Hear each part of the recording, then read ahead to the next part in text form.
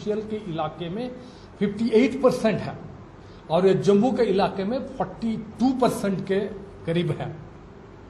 यानी जो मैं कह रहा हूं, जो बिजली हम जो खरीदते हैं 400 मेगावाट, उसमें से एवरेज 55% लॉसेस होते हैं। ये लॉसेस क्यों होता है? क्योंकि जम्मू और कश्मीर दोनों इलाके में मिला के हमारी जो कंज्यूमर मीटर्स जो हैं सिर्फ 50% ही है।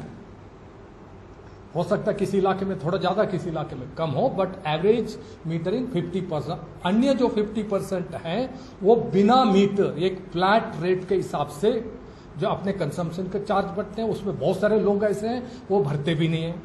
दूसरा रीजन है कि जो हमारे यहाँ काफी जो पावर में जो फिल्परेज भी बहुत ज्यादा है, क्योंकि हमारे जो केबल्स जो हैं वो पुराने केबल्स हैं, उस केबल से हुकिंग भी होती है और फिल्परेज भी होता है।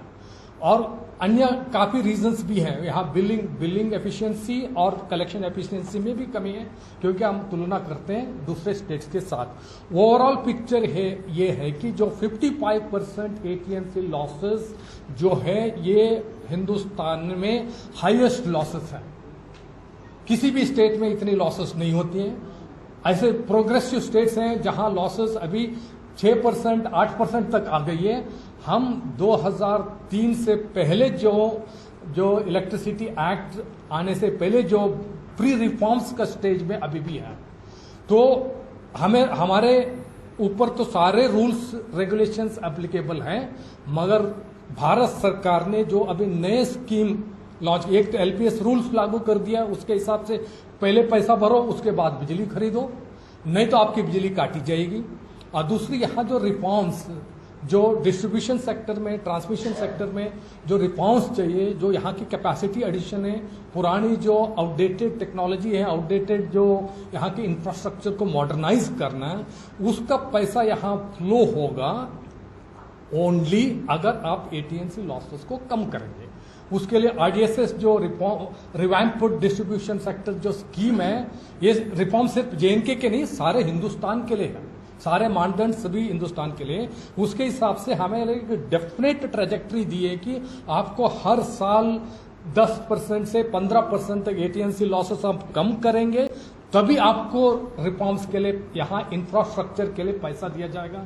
यहाँ का ट्रांसफार्मर लगाने के लिए, यहाँ पोल लगाने के लिए, तार लगाने के लिए, ट्रांसमिशन के टावर्स लगाने के लिए, ग्रिड स्टेशन के लिए, यहाँ आईटी के द्वारा मॉडर्नाइज करने के लिए, हर चीज के लिए पैसा लिंक कर दिया। आप पहले रिफॉर्म्स करो, पहले आपकी एटीएमसी लॉसेस कम करो, उसी प्रोपोर्शनेट दर में आप पैसा आपको मिलेगा। अगर आप रिफॉर्म्स नहीं करेंगे, लॉसेस को नहीं घटाएंगे, आपको रिफॉर्म्स के लिए, इंफ्रास्ट्रक्चर के लिए कोई धनराशि नहीं मिलेगी। ये भारत सरकार के गाइडलाइंस है, कानून है, ये सबको देश भर में लागू है। तो उस वजह से हमें यहाँ स्मार्ट मीटर्स लगाने के लिए आरडीएसएस में और एक पीएमडीपी प्रोजेक्ट में उसमें पहले सैंक्शन हुआ था। और खुशी की बात है कि हमने अभी तक 3,80,000 स्मार्ट मीटर्स लगा है। ये स्मार्ट मीटर्स लगाने का यही मकसद है कि पहले यहाँ जो बिजली हम खरीदते हैं, जिसको हम वितरण करते हैं, उसकी लेखा जोखा, एक एक यूनिट की लेखा जोखा होना सख्त जरूरी है।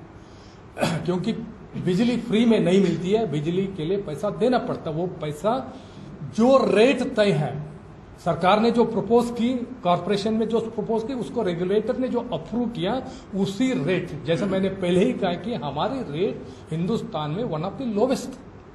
मगर एक बार रेट जो रेगुलेटर ने तय कर दिया है, मगर करता है, उसके द्वारा भुगतान नहीं होता है, हमें बिजली खरीदने के लिए पैसा नहीं मिलेगा। क्योंकि एटीएमसी लॉस अभी 55% का जो गैप है, उसमें उस गैप को सरकार अपने बजटरी ग्रांट के द्वारा उसको पूरा कर रही है। मगर सरकार पिछले कई सालों से ऐसे जो गैप इतना बढ़ गया था, बकाया इतना बढ़ गया था, जो सरकार ने बिजली खरीदी मगर देने के लिए पैसा था ही नहीं। 31,000 करोड़ का लोन सरकार ने उठाया। आज हमारे पास 31,000 करोड़ की लायबिलिटी है। ये सिर्फ बिजली का लॉसेस से हुआ है। ये लगा के पहले तो मीटर्स ही नहीं है, मीटर्स को, स्मार्ट मीटर्स को लगा के स्मार्ट मीटर का मतलब है कि यहां कोई भी इन्फ्लेटेड बिल आने के सवाल ही नहीं है। ये मीटर प्रॉपरली टेस्टेड है, प्रॉपरली कैलिब्रेटेड है, जो मैन्युफैक्चरर से द्वारा सर्टिफाइड है। अगर कोई भी कहीं भी दिक्कत है उसको हम इमीडिएटली एड्रेस करने के लिए तैयार हैं। हम उसको कोई भी, क्योंकि पहली बात है कि हम इतने अभी 300 के करीब यहाँ जम्मू रीजन में कंप्लेंट आए थे।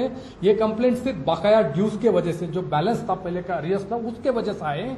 स्मार्ट मीटर का माल फंक्शनिंग से नहीं है। हमने ये कि यहाँ एक वेयर हाउस में यहाँ के प्रोमिनेंट सिटीजन के सामने हमने जो ट्रेडिशनल मीटर्स है और स्मार्ट मीटर्स है दोनों को लगा के बिजली चार्ज करके उसको एक टेस्ट करके दिखाया है। अभी भी आपके सामने भी चाहिए तो हम करके दिखाने के लिए तैयार हैं, या कोई भी सिटीजन्स ग्रुप कहीं भी कोई भी उसको देखना चाहते हैं, we are open to that possibility and we are open to show that, so that our smart meters हमारे जो हैं बिल्कुल ही एकदम सही पक्के हैं। इसमें कोई भी इन्फ्लेटेड बिल आने की, उसको फास्ट रनिंग का सवाल ही नहीं है। आप खुद चेक कर सकते हैं, हम उसको चेक करके डेमोन्स्ट्रेट करने के लिए तैयार हैं।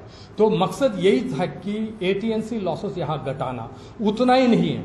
अगर सरकार बिजली खरीद नहीं पाएगी, क्योंकि खरीदने के लिए पैसा चाहिए, नहीं तो यहाँ कटौती हो जाएगी, यहाँ ब्लैकआउट हो जाएगा।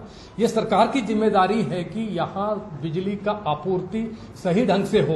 प्लान है अगले 3 साल में हम यहाँ इंफ्रास्ट्रक्चर के ऊपर खर्चा करें, स्मार्ट मीटर्स के लगा के लोगों की जितनी खपत है उसके हिसाब से बिल खरीदें, बिल भुगतान हो, उसके हिसाब से हम बिजली करके अफोर्डेबल रेट में 24/7 रिलायबल पावर सप्लाई करें। कंज्यूमर का इंटरेस्ट में हम लोग काम कर रहे हैं। हमारा दूसरा कोई भी मकसद नहीं है, बिल्कुल होना भी नहीं चाहिए।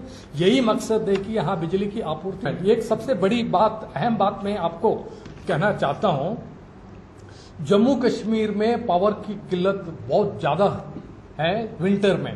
विंटर में हमारे जो हाइडल प्रोजेक्ट की जनरेशन कैपेसिटी 2/3 कम हो जाती, जस्ट 1/3 बच जाती। हमें पावर सेंट्रल से अनअलोकेटेड कोटा से या दूसरे कोई स्टेट का जो बैंकिंग करके या एक्सचेंज से महंगे दाम पर 8 से कभी 8 रुपए, कभी 10-12 रुपए तक पावर को पैसा देके हमें उठाना पड़ता है, खरीदना पड़ता है। उस प्रॉब्लम को सॉल्व करने के लिए पिछले 1 साल में हमने 3250 मेगावाट के हमने PPA का बंदोबस्त किया, पावर परचेज का बंदोबस्त किया, क्योंकि JNK पावर एक्सचेंज के ऊपर डिपेंड ना